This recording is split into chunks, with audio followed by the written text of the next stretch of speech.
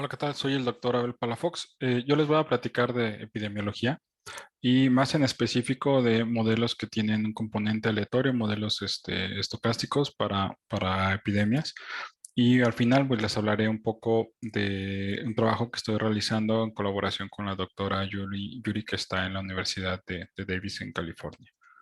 Bien, entonces primero, tenemos estos datos. Estos datos corresponden a contagios en el estado de San Luis Potosí entre el año 2003 y el año 2010.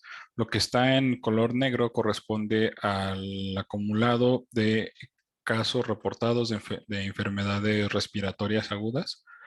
En la escala del lado derecho, lo que se tiene es de todos estos casos reportados, o cuántos fueron de virus sincicial respiratorio, que es RSV por sus siglas en inglés, y de influenza, que viene en este caso de color azul.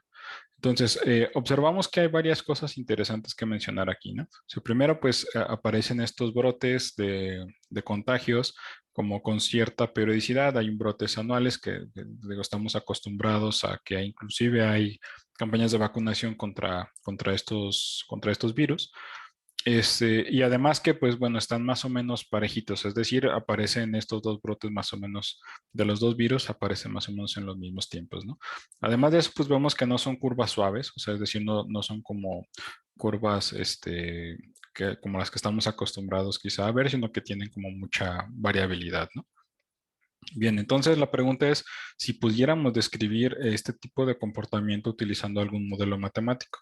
Entonces, para esto, pues bueno, ¿qué hacen los modelos, modelos matemáticos en epidemiología? Vamos a suponer que tenemos un grupo de personas o un grupo de individuos que llamaremos una población susceptible.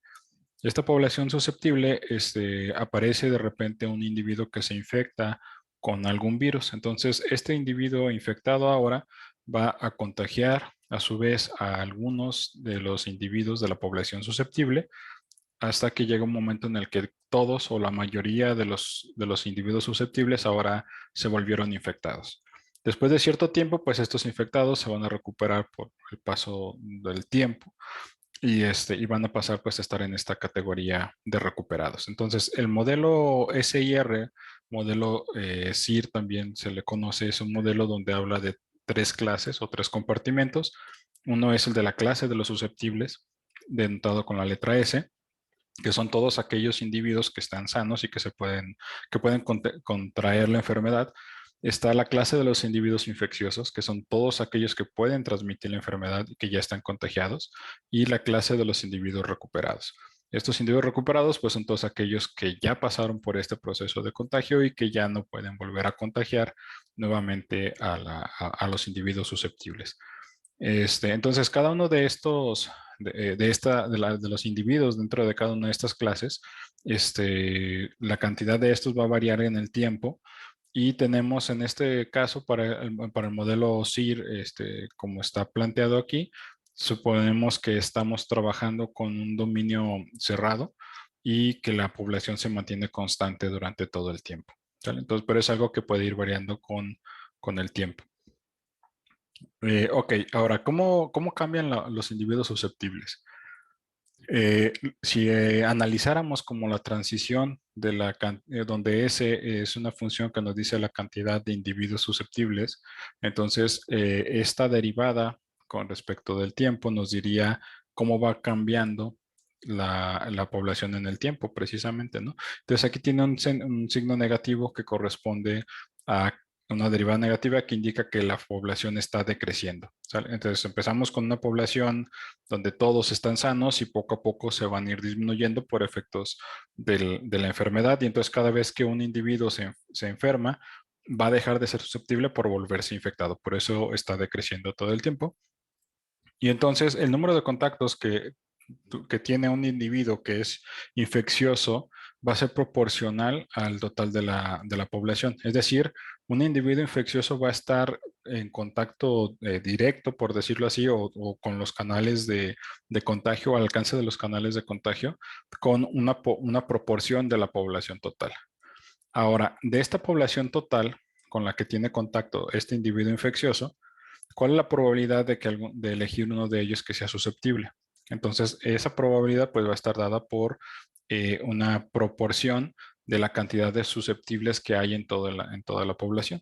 Y entonces la probabilidad de que el contacto que tiene un individuo infeccioso sea con un individuo susceptible en una unidad de tiempo, va a ser el producto de estas dos. Entonces aquí se cancelan las dos constantes n y nos queda simplemente c multiplicando por s. Ahora, esto nos estaría diciendo, C por S nos estaría diciendo cómo está, qué tantos contactos está teniendo, es un individuo, qué tantos contactos tiene con individuos susceptibles, pero no todos los contactos generan un contagio. Entonces, este contagio va a depender de otros factores y entonces hay una probabilidad de transmisión del virus. Y esta probabilidad P, P minúscula, se la agregamos aquí y entonces la probabilidad de que un individuo infeccioso contagie a un individuo susceptible, pues está dado por este producto, ¿no? Y entonces, para simplificar las cosas, pues este producto P por C se puede tomar como una sola constante beta. Y ahora, si queremos analizar toda la población de individuos, pues entonces multiplicamos por I, que sería el total de individuos en la población, ¿no? Y entonces la cantidad o la probabilidad de que algún individuo infeccioso contagie a algún individuo susceptible va a estar dada por este producto. ¿Vale? Que este término, pues bueno, si ya han visto con anterioridad el modelo SIR, pues este les va a sonar familiar. Entonces, una vez que, como lo decía, una vez que un individuo susceptible ahora se vuelve un individuo infectado, pues entonces cambia de ser susceptible ahora es infectado y entonces esta misma proporción con la que se decrece la población susceptible es la misma proporción con la que va a crecer la población infectada, que es el mismo factor, ¿no? Pero además, una vez que pasa de ser individuo infectado, en algún momento se va a volver un individuo recuperado y esa va a estar recuperándose con una tasa de recuperación gamma. Entonces, los individuos infectados van a estar cambiando con dos elementos. Uno es el elemento que hace que crezcan, que tiene que ver con los que vienen susceptibles, y otro elemento que decrece la población de individuos infectados, que tiene que ver con los que se recuperan. Y entonces, pues en el caso de la población de recuperados, pues van a estar incrementándose dependiendo de los que están infectados y que se están recuperando. Entonces, el factor que aparece aquí es el mismo. Entonces, con esto tenemos este sistema de tres ecuaciones diferenciales ordinarias que se conoce como el modelo SIR. Este, este modelo no tiene una solución analítica y para que esté bien definido matemáticamente, pues necesitamos incorporarle algunas condiciones iniciales. Ok. Ahora, como les decía, este modelo, como no tiene una solución explícita, bueno, podemos abordarlo desde dos perspectivas distintas o complementarias. Una es el enfoque de ecuaciones diferenciales ordinarias, donde buscamos soluciones deterministas y ahí nos apoyamos de métodos numéricos para encontrar estas soluciones. Y por otro lado, hay formulaciones estocásticas donde se trata de incorporar aleatoriedad en el comportamiento, en este caso de las curvas, tanto de susceptibles como infectados y como recuperados, ¿no? Y esta aleatoriedad, pues un poco tiene que ver con lo que mencionaba anteriormente, ¿no? Que a veces los datos de contagio, pues la naturaleza de los contagios son un poco más aleatorios, entonces queremos empezar a capturar ese tipo de información. Y en este contexto, pues necesitamos métodos de simulación. Es decir, los métodos numéricos que conocemos para el caso de las ecuaciones diferenciales ordinarias no necesariamente van a ser útiles para el caso de métodos de simulación o en el caso de formulaciones estocásticas. Entonces, en el caso determinista, las soluciones que tendríamos del modelo SIR aquí son datos de contagios de influenza en una escuela de Inglaterra. Y entonces, estos son de los que registraron aquí con estos puntos de color azul, son precisamente los contagios. Y la solución determinista que proporciona el modelo SIR, pues sería esta curva de color rojo. Entonces, vemos varias cosas. Lo primero es que sabemos que los contagios se cuentan y son valores discretos, ¿no? No tenemos como fracción de personas contagiadas, ¿no? Es el número discreto, el número entero. Y además, pues hay cierta variabilidad en los datos. Quiere decir que que la curva, a pesar de que se ajusta más o menos bien a los datos, en realidad pues tiene como cierto margen de error alrededor de la solución determinista. Ok, entonces, estos comportamientos estos elementos que hacen que la solución determinista y los datos no sean exactos o no dan exactamente lo mismo, tiene que ver con factores externos y estos factores pues los podemos codificar simplemente como que son elementos que no son predecibles y por tanto pues son aleatorios. Algunos de estos elementos pues, puede ser como estacionalidad. Sabemos, por ejemplo, que los brotes de influenza aparecen de manera regular cada año, o en enfermedades como el dengue también sucede, tienen como cierta época en la que se incrementan los casos de contagio. Algo que vimos, por ejemplo, con el caso, en el caso de COVID, es que la migración o el paso de gente entre diferentes municipios, pues servía como canal de transmisión para propagar la epidemia. Hay casos de transmisión vertical de padres infectados de un virus, lo pueden transmitir a sus hijos, etcétera. Entonces son varios elementos que pueden ocasionar que cambie la dinámica de una epidemia, ¿no? Y pues todos estos elementos a veces no es tan simple capturarlos por su naturaleza aleatoria con un método con un modelo determinista. Entonces, en esta tesis de Andrew Black, lo que muestra es, por ejemplo, la solución determinista, cómo se vería la solución determinista con un modelo SIR que tiene periodicidad, ¿no? Entonces, aquí va cambiando como a lo largo del tiempo y lo que está en la línea de color rojo, que es la solución determinista, se va amortiguando hasta que llega un punto en el que está como en un estado de equilibrio. Mientras que una curva que tenga un componente aleatorio podría mantener esta periodicidad y podría inclusive generar picos o generar brotes después de varios años adelante, que eso ya no se vería con el modelo determinista, ¿no? Entonces, este tipo de elementos que logran reproducir los métodos estocásticos son los que nos interesan porque recordemos nuevamente los casos de contagio que les mostré al inicio, pues tienen más o menos esta naturaleza, ¿no? O sea, con un modelo SIR como que no parece que sea suficiente para poder reproducir todos los valores completos, ¿no?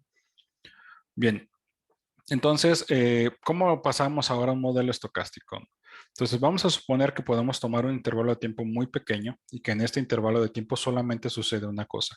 O un individuo susceptible se infecta con esta probabilidad, por lo que ya hemos platicado de dónde salía este término. Entonces, esto podemos interpretarlo como una probabilidad. Entonces, un individuo susceptible se infecta o bien un individuo que ya está infectado se va a recuperar con esta otra probabilidad. Entonces, tenemos dos reacciones posibles.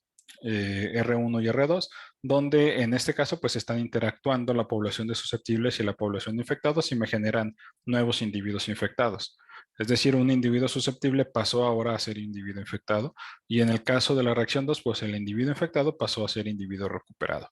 Entonces tengo dos estados posibles, o sea, tengo dos cambios en el estado de este sistema y nuevamente lo menciono, estoy suponiendo que el tiempo se hizo tan corto que solamente ocurrió uno de estos dos eventos, ¿no? Entonces, estos dos cambios se pueden escribir así, tal cual, donde la población susceptible se le resta uno y ese que se le restó va a aumentarse en la población de infectados y lo mismo para el caso de la reacción 2, decrecen en uno y los removidos aumentan en uno.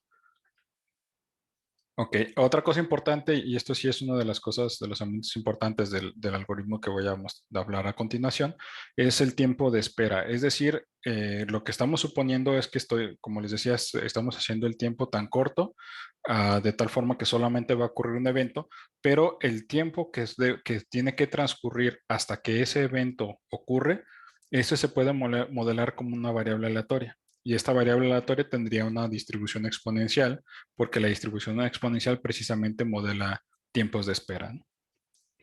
Ok, entonces el algoritmo que utilizamos, este es un algoritmo de simulación estocástica, hay varios, pero este es uno que se puede utilizar, que es bastante utilizado, es el algoritmo Gillespie. Entonces este algoritmo necesita las mismas condiciones iniciales que el caso determinista, aunque en realidad para el caso para el algoritmo Gillespie no son tan necesarias, o sea, no son indispensables, sí necesita tener condiciones iniciales.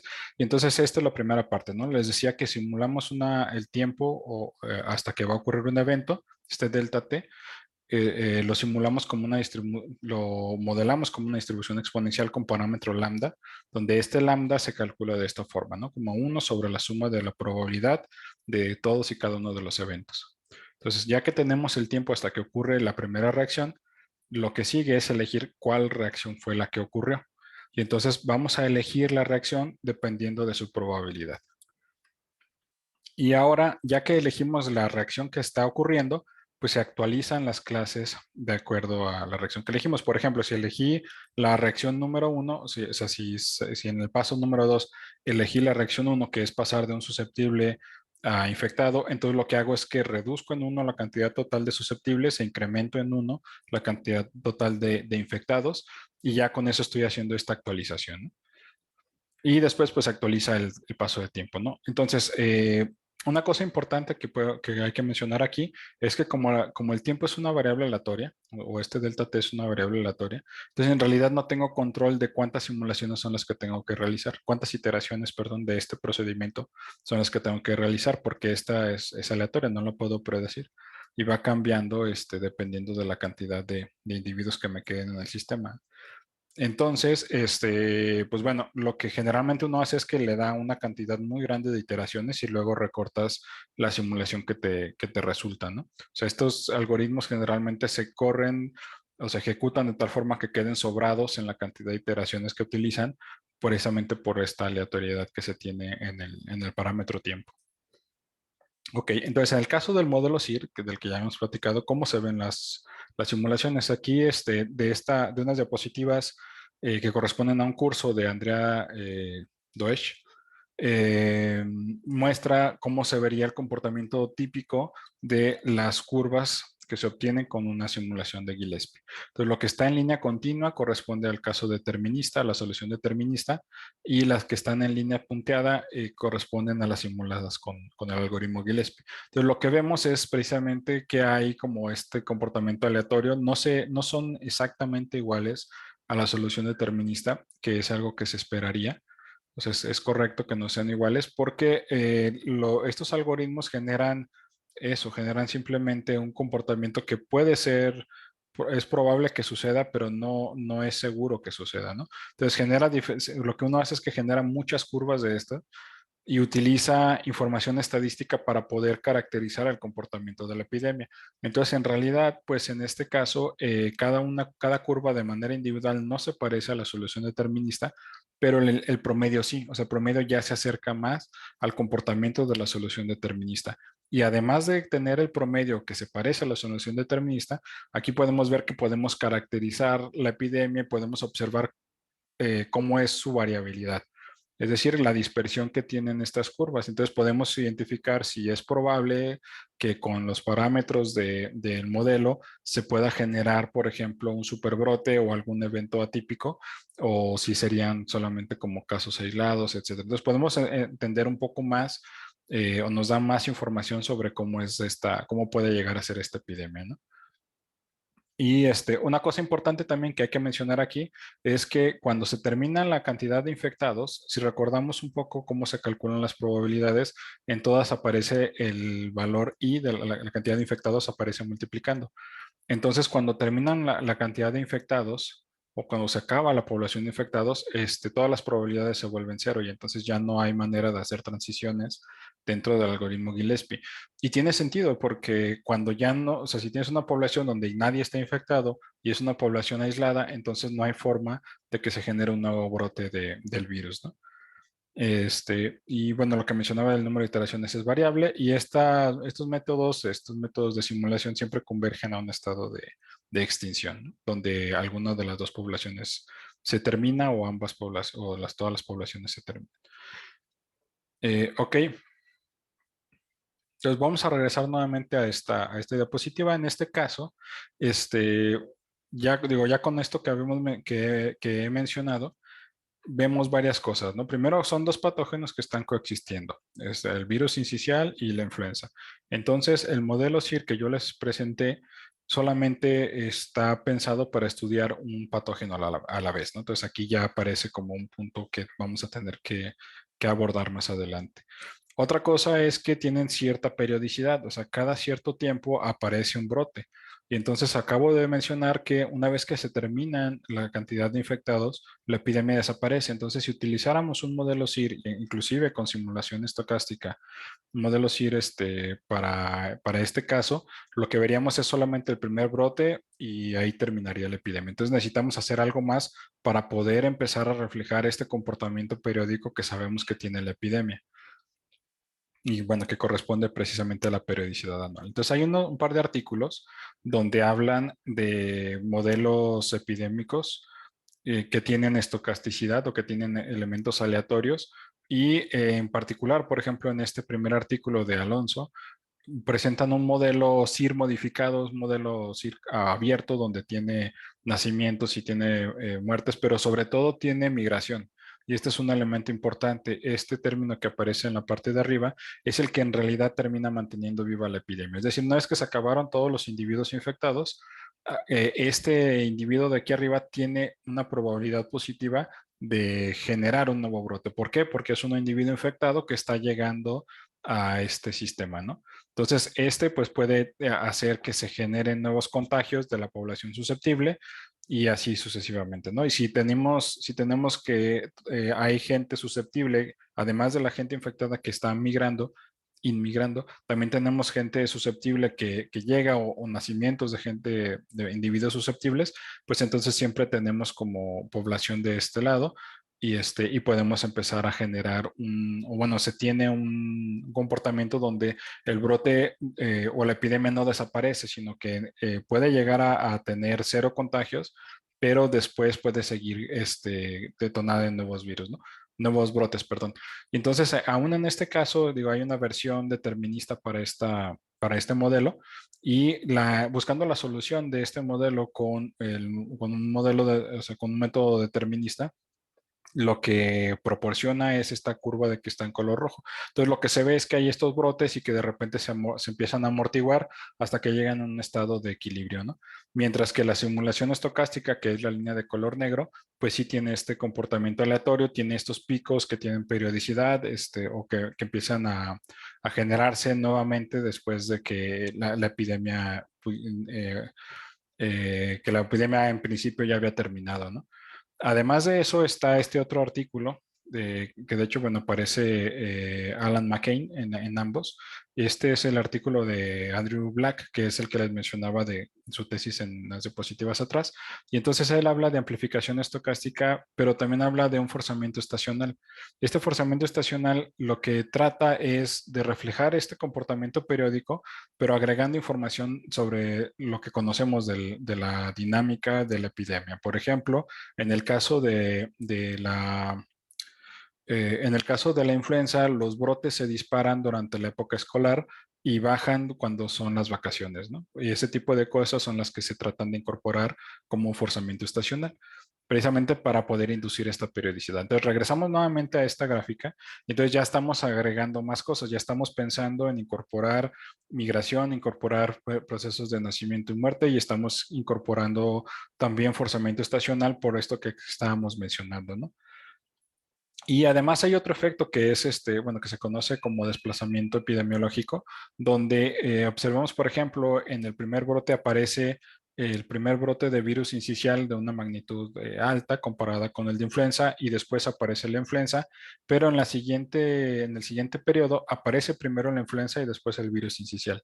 En el siguiente aparece primero sincicial y luego influenza y así sucesivamente se van como alternando, ¿no? En algunos años aparecen primero uno y en el momento en el que aparece el segundo virus en circulación, desplaza al primero y hace que empiecen a bajar los casos de contagio del primero, ¿no?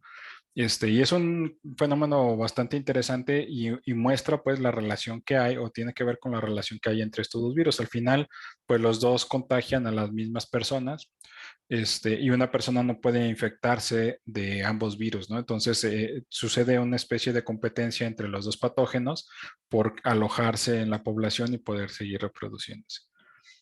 Otra cosa importante pues es que hay vacunación contra la influenza, ¿no? Entonces, una vez que se vacuna contra influenza, lo que no sabemos y queremos estudiar es qué es lo que le sucede en este caso, al virus sincicial respiratorio, ¿no? Y eso es en lo que estamos trabajando. Entonces, para eso proponemos este modelo, que es un modelo multipatógeno, es un modelo donde tenemos virus sincicial de un lado y tenemos influenza del otro.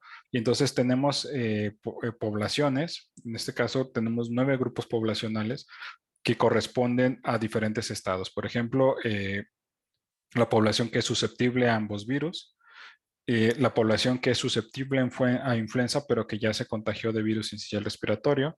Este de aquí sería la población que está contagiada de ambos virus de forma simultánea.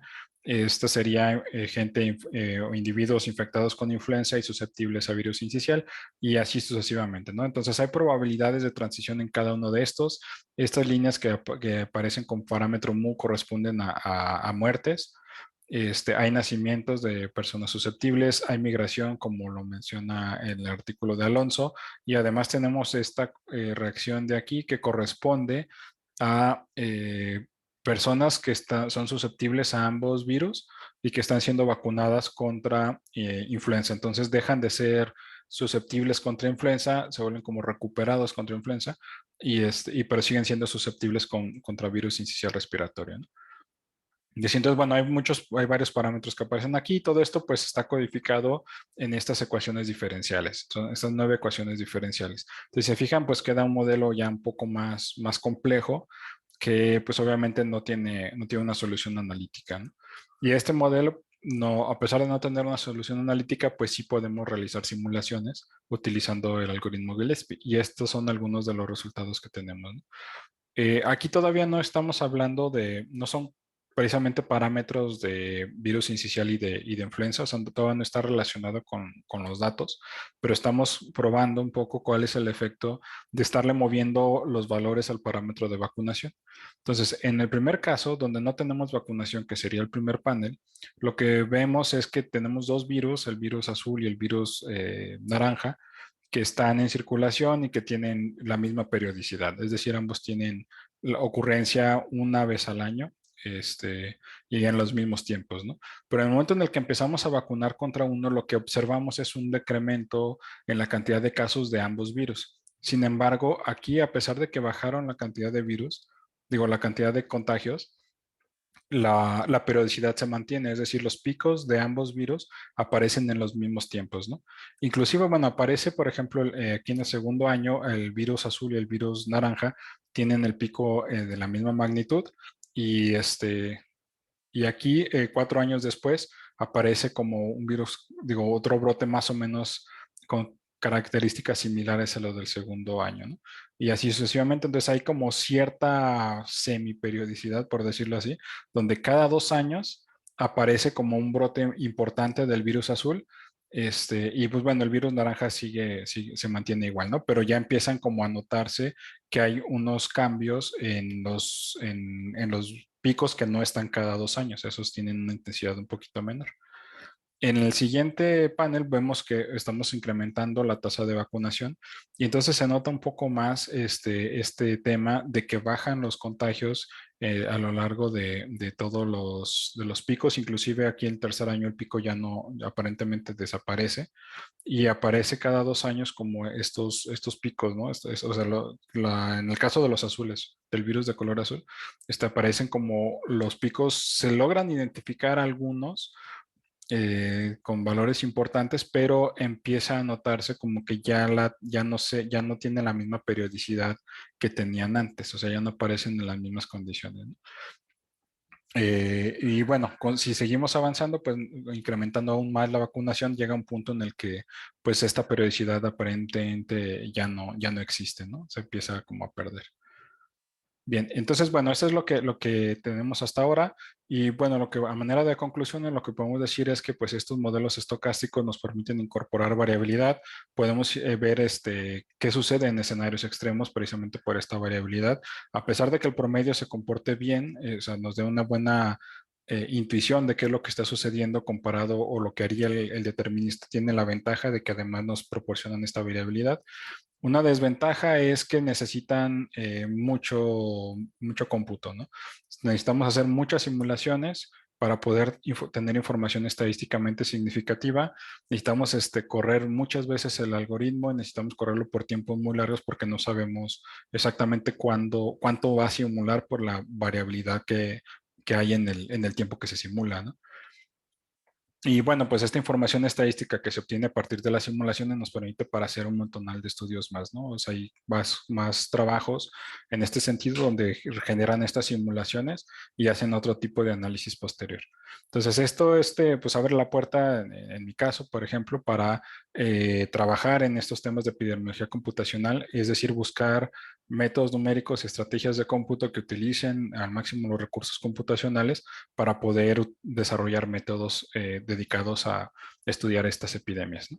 Y bueno, otra cosa extra es que pues podemos empezar a agregar relaciones muy complejas entre todos los patógenos y poder incorporarlas de manera muy natural en el método de simulación.